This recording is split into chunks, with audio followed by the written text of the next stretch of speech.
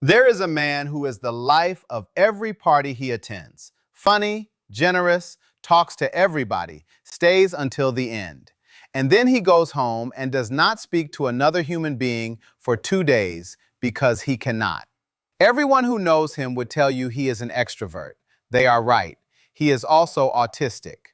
That one man breaks the equation most people are quietly running in their heads.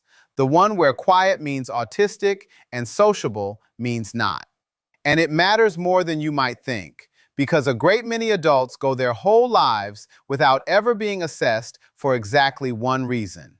Somebody told them years ago that they were just an introvert, and it sounded near enough to be true, so they stopped asking. Here is a fact worth sitting with before we go any further. Introversion does not appear in any diagnostic manual, anywhere. It is not a condition, it is not diagnosed, and there is no clinician on earth who can tell you that you have it. It is a personality dimension, one end of a scale that every human being sits somewhere along. Autism is a neurodevelopmental difference present from early childhood, with actual written criteria in the DSM-5. So these two things are not near neighbors. They are not even the same kind of thing. One describes where your energy comes from. The other describes how your brain takes in the world, every part of it, including the parts with no people in them at all. And yet the two get swapped for one another constantly, because from a chair on the other side of the room, they can produce the identical behavior, a person who leaves early.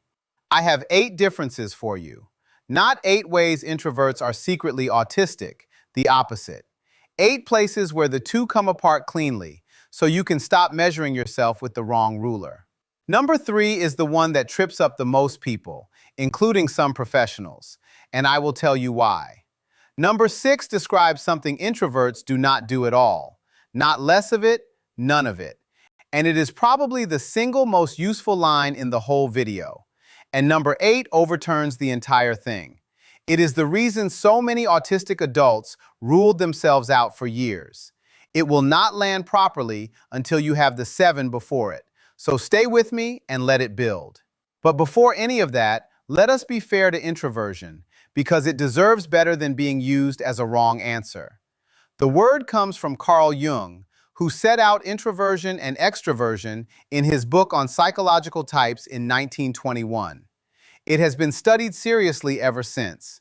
In the model most psychologists use today, the Big Five, extroversion is one of the 5 main dimensions of human personality, and every person alive scores somewhere on it.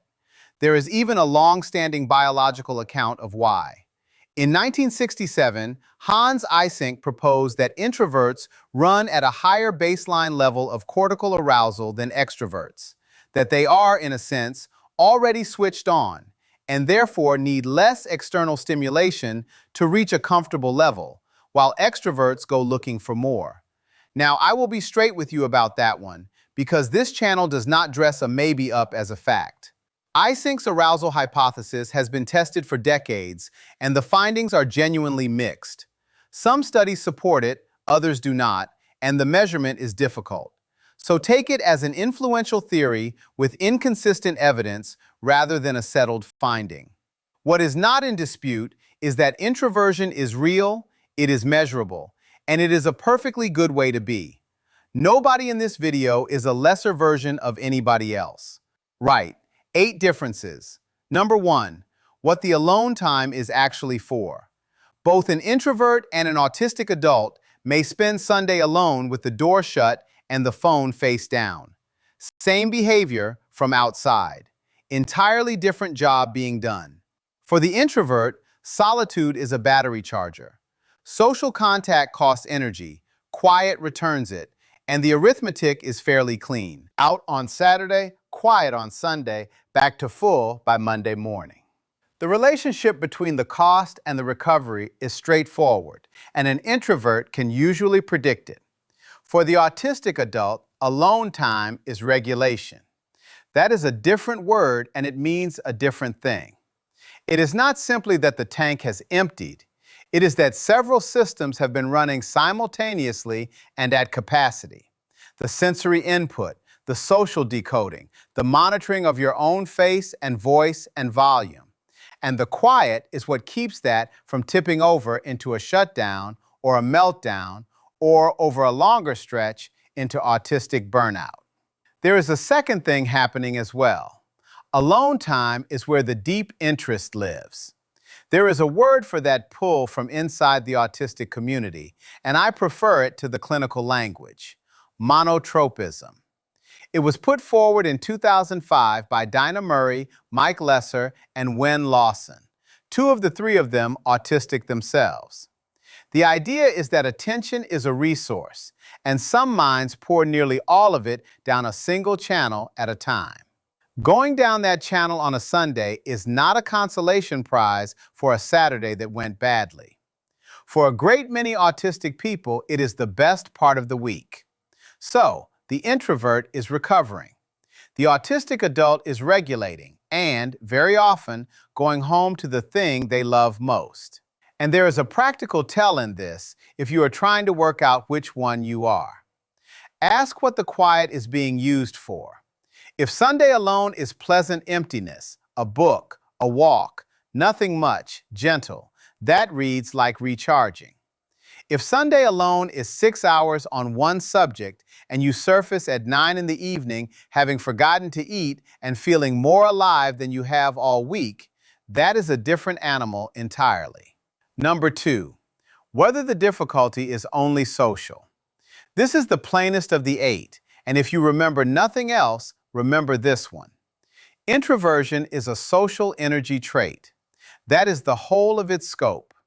An introvert is not, by virtue of being an introvert, going to have trouble starting a task, or switching between tasks, or knowing what they feel, or noticing they are hungry.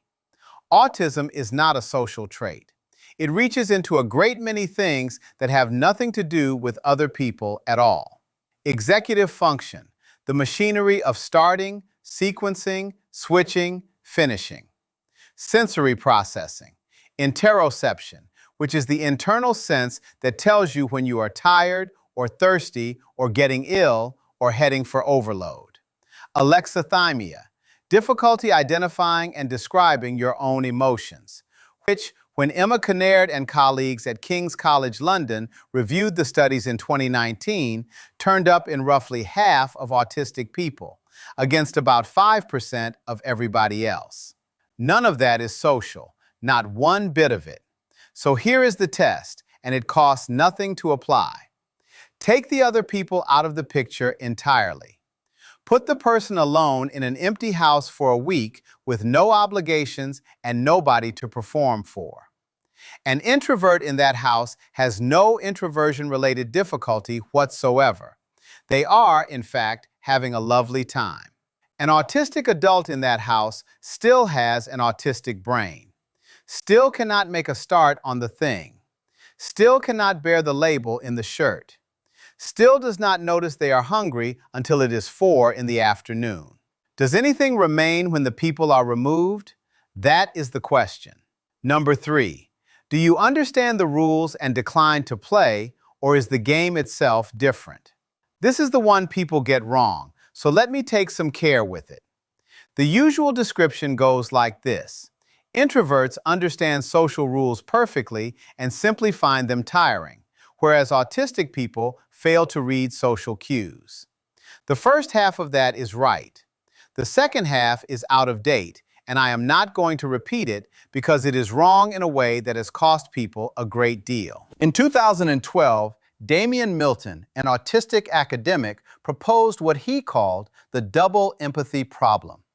The idea is that the breakdown in understanding between autistic and non-autistic people is a two-way mismatch rather than a one-way failure, and that the reason it looked one way for so long is that nobody had thought to test the other direction. Then, in 2020, Catherine Crompton and colleagues at the University of Edinburgh went and tested it. 72 adults, arranged into chains of 8 people, playing a version of the telephone game, a story passed down the line, one person to the next. Some chains were entirely autistic, Some were entirely non-autistic. Some were mixed.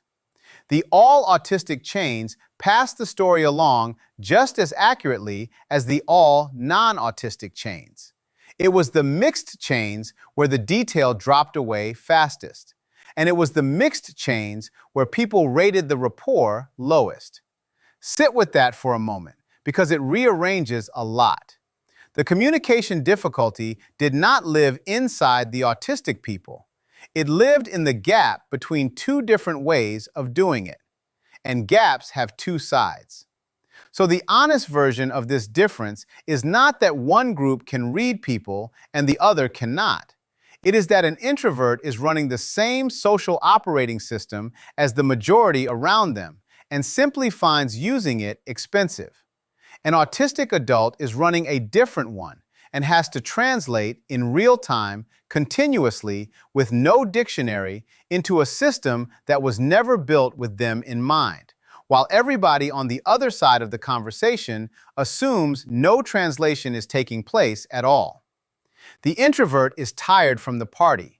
The autistic adult is tired from the interpreting, and would be tired from it even if the party were small and quiet and made up entirely of people they love.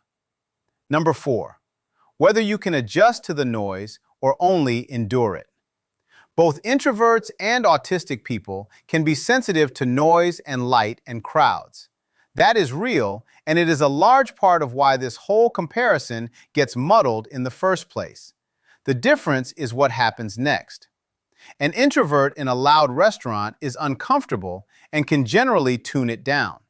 Attention narrows, the background recedes, the conversation at their own table comes forward.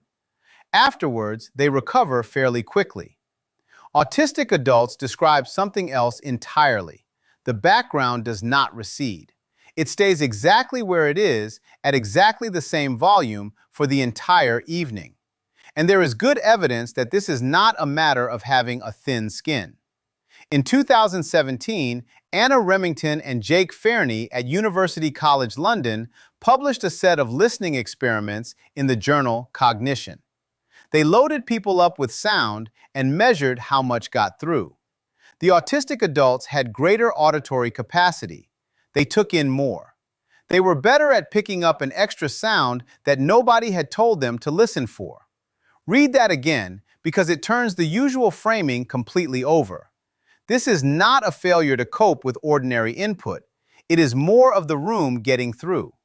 All of it arriving, all of it being processed, with no volume control on the parts you never asked for.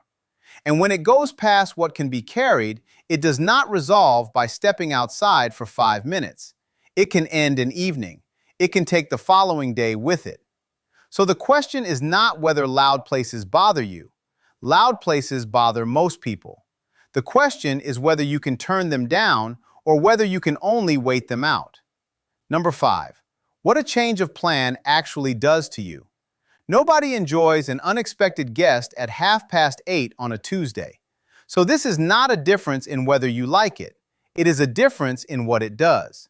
For an introvert, the surprise gathering is an annoyance and a cost.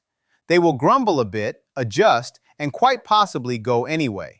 The plan changed, the evening is spent, the arithmetic came out slightly worse than expected. Unwelcome, but absorbable.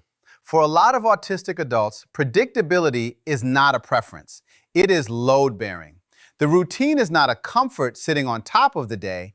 It is the structure the day is resting on, and it is doing work you cannot see from outside.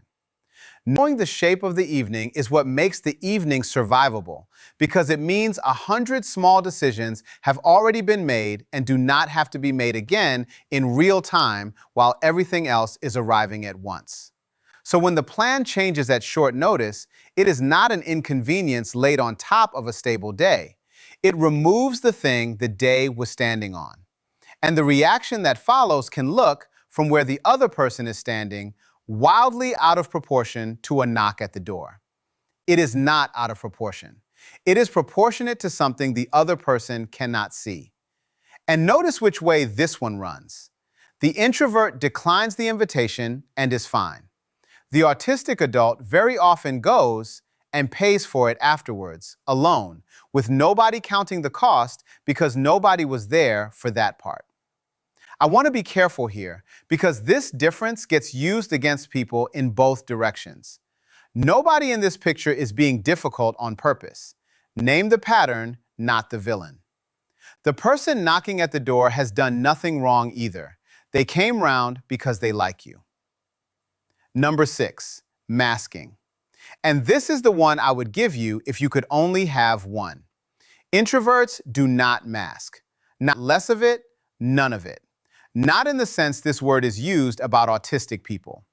An introvert at a work function is being an introvert at a work function.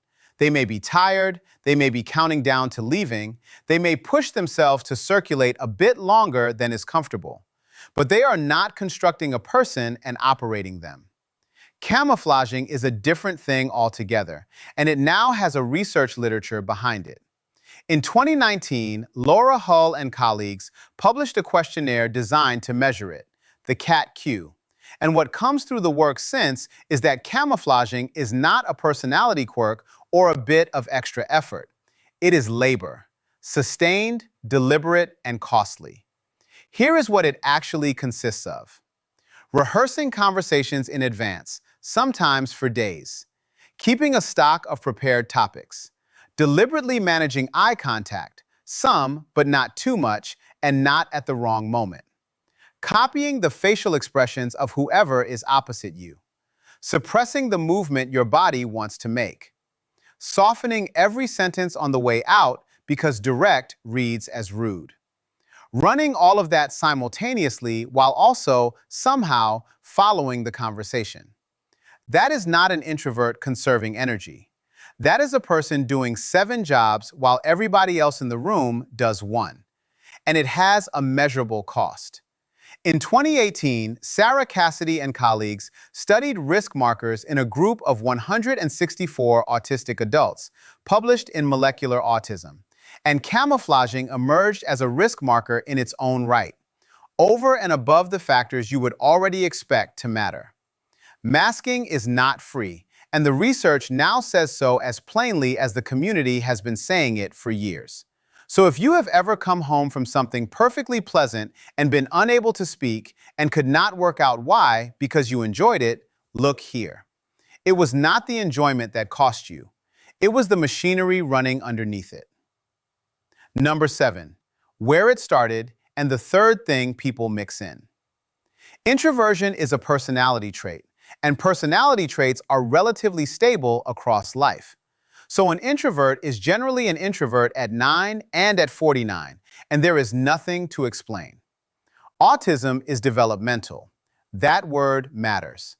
The DSM-5 requires that the traits be present from early childhood, even if they were not recognized at the time. And in a high-masking adult, they very often were not, because the child had already begun covering. So the history is the evidence. Not the person sitting in the room today who has had 30 years of practice, but the child who could not stand the school jumper, who lined things up, who had one enormous interest, who could not manage the birthday party. And there is a third thing that gets folded into this conversation and should not be, so let me separate it out. Social anxiety. Social anxiety is fear of being judged. It is specifically about negative evaluation by other people, and it tends to ease when the person feels genuinely safe and accepted. Introversion has no fear in it at all. An introvert is not frightened of the party, they simply find it costly. And autistic differences persist regardless of how safe the room is. The strip light still hums, the plan change still lands hard, the task still will not start, in a room full of people who adore you. Now, these three can and do overlap in one person. Many autistic adults develop social anxiety, and there is nothing surprising about that. Decades of being told you got it wrong will do that to anybody. But they are 3 different things, and being told you are shy when you are autistic is one of the most common wrong turns there is. And now the last one. Number 8. An autistic person can be an extrovert. An introvert can only be an introvert. Here is where the whole thing turns over. Introversion is one end of a scale. If you are an introvert, you are an introvert. That is simply what the word denotes. But autism is not a position on that scale at all. It is a different axis entirely, which means autistic people are distributed all along the introversion-extroversion line, exactly like everybody else. There are deeply introverted autistic adults. There are also autistic adults who light up in a room full of people, who thrive in front of an audience, who love a crowd, particularly a crowd assembled around the thing they care most about. Put an autistic adult in a room of people who share the deep interest, and you will not see a reluctant participant hanging back by the wall. You will see somebody at their absolute best. And the research has moved here too. There was an older theory holding that autism came with reduced social motivation, that autistic people simply wanted connection less than other people do. That account is now seriously contested, in large part because autistic people kept saying it was not true of them, and because loneliness turns up in autistic adults at rates that make very little sense if the wanting were genuinely absent. What comes through the more recent work is that a great many autistic adults want connection very much, and that being alone and being lonely are two entirely different states, the first often good, the second not. Confusing those two has done real harm over the years because it allowed people to conclude that somebody sitting happily by themselves needed nothing from anyone. So look back at the man at the party. He is not a secret introvert wearing a costume. He genuinely loves the room. What costs him is not the wanting. It is the sensory load, the continuous translating, the monitoring of his own face, the plan that changed at 8 o'clock, and the fact that all of it runs at full tilt for 4 hours, whether he is having the time of his life or wishing he had stayed home. He goes home flattened, not because he was pretending to enjoy himself, but because enjoying himself takes the very same machinery as enduring it would have. And that is exactly why so many people rule themselves out for years. They ask, "Do I like people?" Yes, quite a lot actually. Well then, must just be tired, must just be getting older. Wrong question. It was never how much you like people. It is what it costs you to be among them and where that cost is coming from. Because liking the room and being able to remain in it are two entirely separate capacities, and most people go their whole lives without ever noticing that they are separate. Now go back through the other 7 and you will see they were all pointing at this. The introvert pays for the party. The autistic adult pays for the interpreting, the sensory load, the regulating, the improvising when the plan changes, and the mask. And pays all of it whether the party was wonderful or dreadful. Same bill, either way. That is why the usual advice about knowing your limits and getting more rest never quite fits. It was written for a cost that scales with how much you disliked the thing. So what do you do with all this? If you have spent years filed under just an introvert and something in this has not sat right, that is worth taking seriously, and it is not a diagnosis. I am not a clinician and could not give you one if I were. Find somebody who assesses autistic adults and ask them straight out whether they do before you book, because a good many have only ever assessed children. Write your history down first, going right back to childhood, and take it in with you. You will mask in that room too. Let the paper speak for you when you cannot. And if you are an introvert who has watched all this and thought, "No, that is not me, none of that is me," good. That is a real answer, and it is worth having. You have not wasted 20 minutes. You now know something true about yourself, and you know it for better reasons than you did before. There is one more thing I would like to say, and then I will let you go. Whichever of these you are, the practical bit is the same, and it is smaller than people expect. Stop treating recovery as time you have not earned. If an evening out takes you 2 days to come back from, then the 2 days are part of the evening. They are not weakness, and they are not indulgence. They are the actual price of the thing you already did. And pretending otherwise has never once made the bill smaller. Now tell me in the comments, Which of the 8 was the difference nobody had ever explained to you properly? And if you spent years being told you were just shy or just an introvert, say how many. Somebody reading that number is going to stop waiting. If this was useful, subscribe and stay with me. There is a great deal more to talk about. Thank you for sitting with me a while. Take care of yourself. I will see you next time.